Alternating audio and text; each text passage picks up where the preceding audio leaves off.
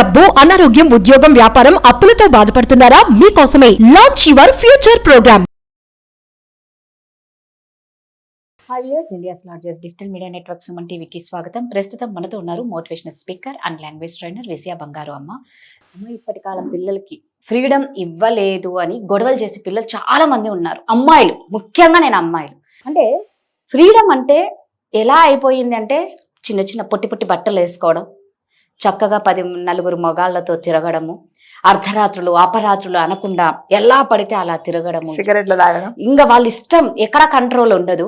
అంటే సొసైటీకి నచ్చని పనులు చెయ్యడమే ఫ్రీడమ్మా.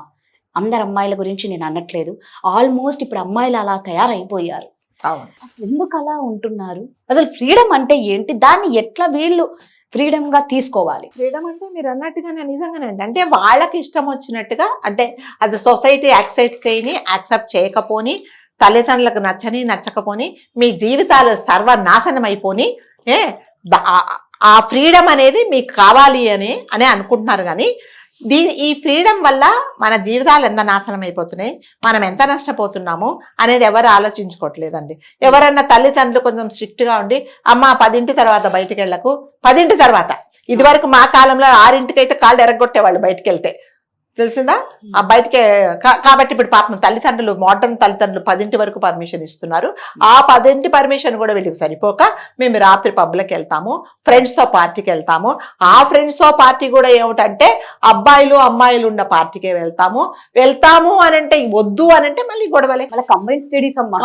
అసలు ఆ కంబైన్ స్టడీస్ అంటే అసలు అది ఒక పెద్ద ఎపిసోడే. అదైతే కంబైన్ స్టడీస్ అంటే చేయాలి. కంబైన్ స్టడీస్ లో మరి కంబైన్ స్టడీస్ గురించి సెపరేట్ వీడియో అయితే ఖచ్చితంగా చేయాల్సిందే. ఆ కంబైన్ స్టడీస్ ఒకటి, ఆ కంబైన్ స్టడీస్ లో స్టడీస్ పక్కన పెట్టి కంబైన్డ్ మాత్రం ఉంటుంది. స్టడీస్ అనేది అది వేరే, రెండు మనం బ్రేక్ చేసుకోవాలి. కంబైన్డ్ వేరే, స్టడీస్ వేరే. సో స్టడీస్ అనేది వేరే, కంబైన్డ్ అనేది. ఆ కంబైన్డ్ లో ఇంకా ఏం చేస్తారో, ఒకరికొకరు ఏం షేర్ చేసుకుంటారో, షేర్ చేసుకున్న వాళ్ళకి మాత్రమే తెలుసు. ఇంత ఇచ్చినా కూడా ఇంకా తల్లిదండ్రులను బ్లేమ్ చేస్తారు. ఇది అసలు నిజంగానండి తల్లిదండ్రుల పరిస్థితి ఎలా అయిందంటే కుడితిలో పడ్డ ఎలకలాగా అయిపోయింది అనమాట. బయటికి రాలేరు, చెప్పలేరు. ఒకవేళ పిల్లలకి ఏమైనా ఎక్కువ రిస్ట్రిక్షన్ చెప్తే వీళ్ళు ఎక్కడ బయటకు వెళ్ళిపోతారో అని తెలీదు. ఒకవేళ ఇస్తే వీళ్ళు ఎక్కడ పాడైపోతారో అని తెలీదు. తల్లిదండ్రులు నిజంగానే ఈ కాలం తల్లిదండ్రులు ఒక ఛాలెంజింగ్ అగ్ని పరీక్ష, ప్రతిరోజు ప్రతి క్షణం వాళ్ళకి అగ్ని పరీక్ష. అమ్మ 10 అయింది, తొందరగా ఫోన్ చూసుకోకమ్మా, తొందరగా పడుకో అంటే పోట్లాట. మా అమ్మ నాకు ఫ్రీడమ్ ఇయ్యలేదు. కొంతమంది ఫ్యామిలీస్ లో తల్లి చాలా శత్రువు, తల్లి చాలా దుర్మార్గురారు, తల్లి విలను, తండ్రి మంచివాడు. ఎందుకంటే తండ్రి 24 hours ఉండి ఏ బాధ్యత తీసుకోడు. కాబట్టి కొంచెం ఉన్నంతసేపు ఎందుకు అమ్మాయిని అలా సతాయిస్తావంటే తండ్రి ఫేవర్ చేస్తాడు కాబట్టి తండ్రికి కంప్లైంట్స్. సో దీనివల్ల ఏమైపోతున్నది అనేది ఎవరు ఆలోచించట్లేదండి. అమ్మాయిలకి ఎంతసేపు వచ్చేసి బయటికి వెళ్ళాలి, బయట ఫ్యామిలీ ఎంజాయ్ చేయాలి, ఫ్రెండ్స్ తో తిరగాలి, ఎంతసేపు వచ్చి బయట టైం స్పెండ్ చేయాలి అని ఉంటది. కానీ ఉన్న ఒకరోజు తల్లితో ఉండాలి అనేది, తల్లిదండ్రులతో ఫ్యామిలీ టైం గడపాలనేది ఉండటం లేదు. ఎంతసేపు వచ్చి బయటికి వెళ్ళిపోవాలా, బయటికి వెళ్ళి టైం స్పెండ్ చేయాలి. ఇంకా బట్టల విషయంలో చెప్తే మీరు అన్నట్టుగా ఒక సినిమాలో చూసాం మనము, మీకు గుర్తుందో లేదో. ఆ సినిమాలో వాళ్ళిద్దరు అమ్మాయిలు, హీరోయిన్ ఫ్రెండ్ బయటికి వెళ్తుంటారు.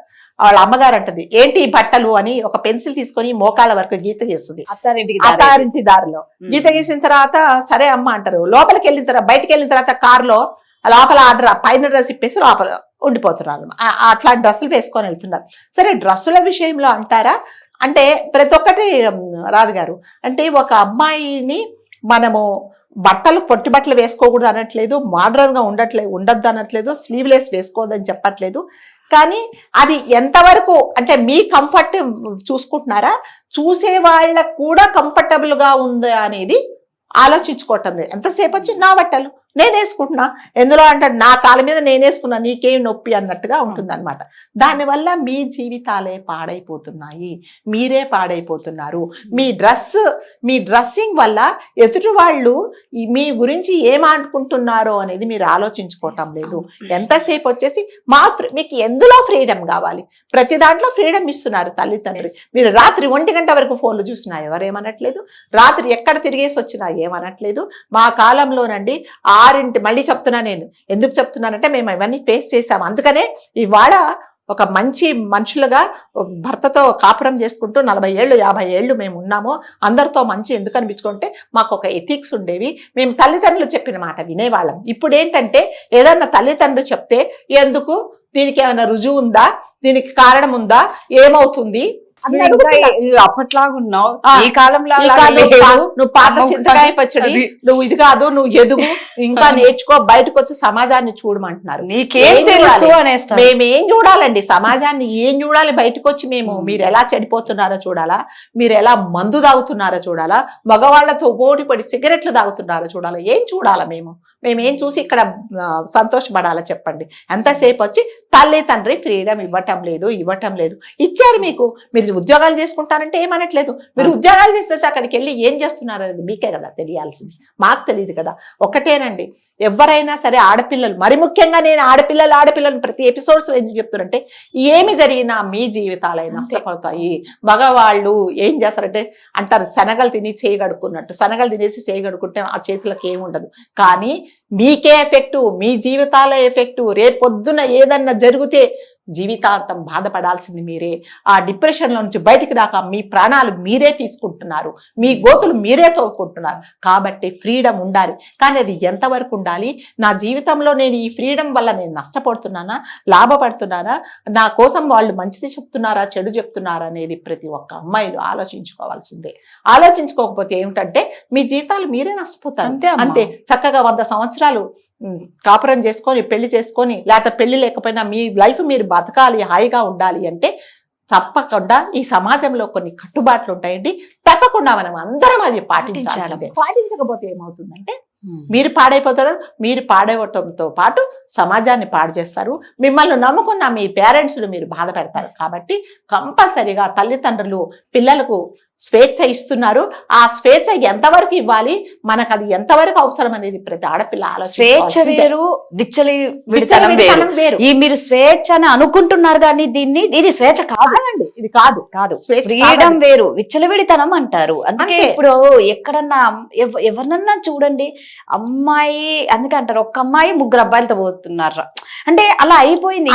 ఫ్రీడమ్ ఇచ్చి ఇయ్యాలి, దానికి ఇవ్వకపోతే లేదండి. రాదు, వెళ్ళడంలో ఏమి తప్పులేదు, కానీ వాళ్ళతో ఏ లిమిట్స్ లో మీరు ఉంటున్నారు, వాళ్ళతో ఏ లిమిట్స్ లో ఉంటున్నారు, వాళ్ళని ఏ లిమిట్స్ వరకు క్రాస్ చేయకూడదు అని మీరు వాళ్లకు కన్ను సైగలతో మీరు ఇన్స్ట్రక్షన్స్ ఇస్తున్నారు అనేది అది మీరే ఆలోచించుకోవాలి. నేను క్లాసెస్ కి వెళ్తూ ఉంటానండి.